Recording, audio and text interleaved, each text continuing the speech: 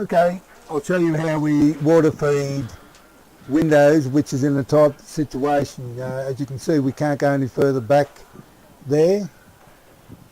Even if I went over the fence and did over the fence, it would be a little bit awkward to go up and down, so you can probably see that I'm going from side to side instead of up and down, and it's only accomplished because we've got a swivel movement which allows you to have your brush in a vertical position like we're doing and scrubbing side to side.